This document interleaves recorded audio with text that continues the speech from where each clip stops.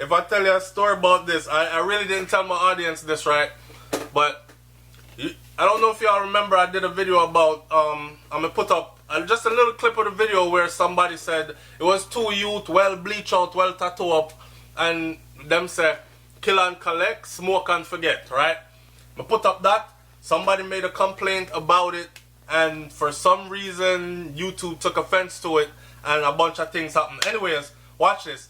4 members of the Montego Bay-based G-City, remember the youth lick the zinc fence and him say a G-City are death, right? Lick 4 members of the Montego Bay-based G-City gang are among 123 persons who have been taken into custody for processing during the first 24 hours of the state of public emergency in St. Catherine North, the police have announced. So in just that little piece right there, we're able to ascertain that in just 24 hours, they've already rounded up 123 persons. Let me say this before I go any further. Is this another case where 123 persons are rounded up, and at the end of the day, only 2 of them get any kind of charges and everybody else goes free?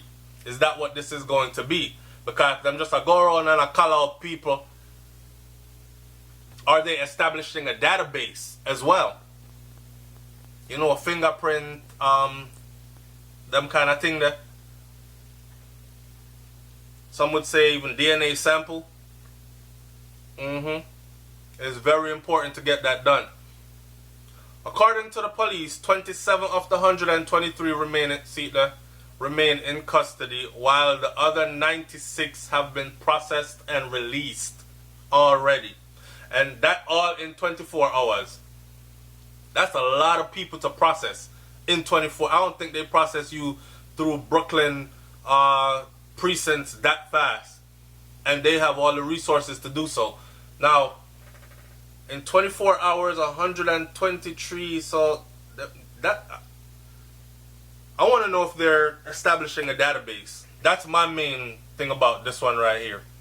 Of the 27 persons in custody, 3 of the men are wanted for several offenses to include simple larceny, shooting with intent, unlawful wounding, assault, occasional actual bodily harm,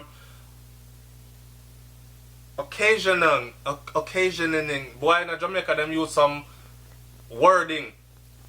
So, bodily harm, causing bodily harm, stated law enforcement officers in a news release, right? Another 3 of the men were reportedly arrested for breaches of the Firearm Act following the seizure of a Glock pistol with a magazine that contained 10 rounds on the Bernard Lodge Main Road on Sunday. 2 others were arrested for breaches of the Dangerous Drug Act.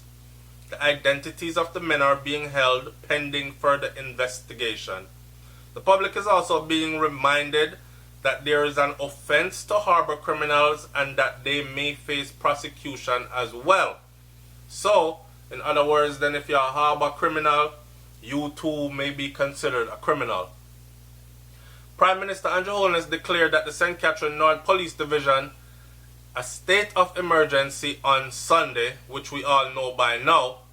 And the division, one of the main crime spots in the island, is known to have 2 of the largest and most organized criminal networks locally.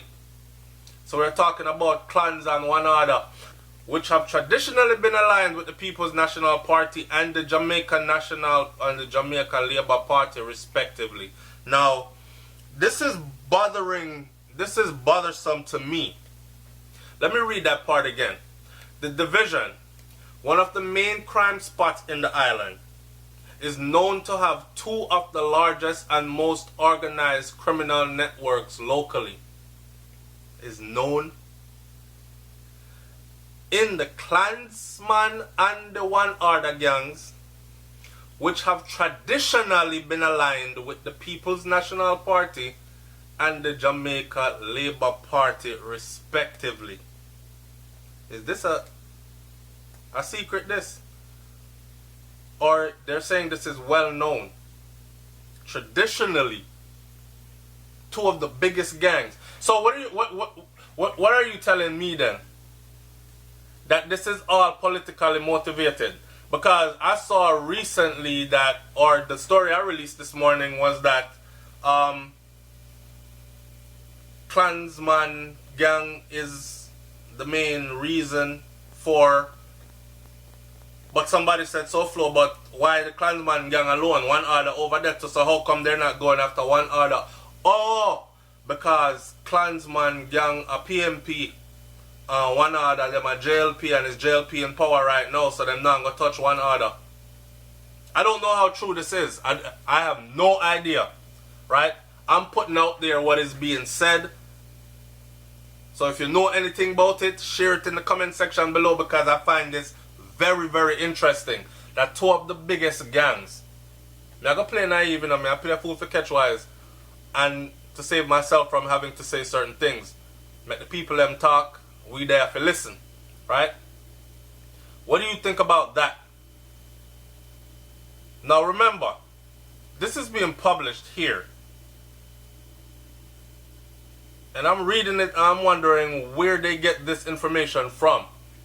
Is this irresponsible journalism, or is this boots on the ground good journalism, live, raw, uncut type journalism that you wouldn't find on TVJ, on CVM? I don't think a major network would come out and say it like this.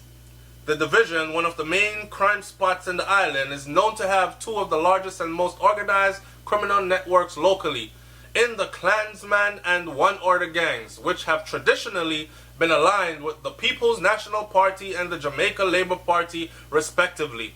That sounds wrong. That sounds like saying the largest and most organized criminal networks, the Bloods and the Crips, have been traditionally aligned with, you see what I'm saying? And then them name out the USA's two political parties. That would be crazy.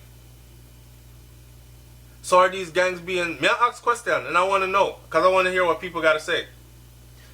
So are these gangs being financed by these two parties? The biggest crime syndicate, because earlier this new guy that just took up commissioner,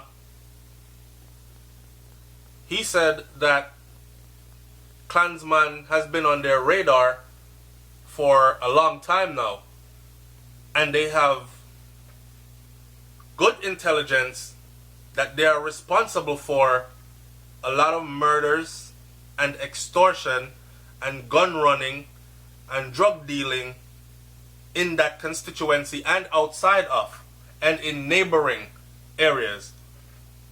So me I wonder, I'm not going to stretch this out no more. This one sounds very interesting. I'm interested to hear what my audience has to say about this. And how can we expect anything to get any better if the two largest crime syndicates, or gangs as they're called, are aligned traditionally with our two political parties? Interesting. Leave your comment in the comment section below, man. It's SoFlo TV. I'm up out of here. Peace.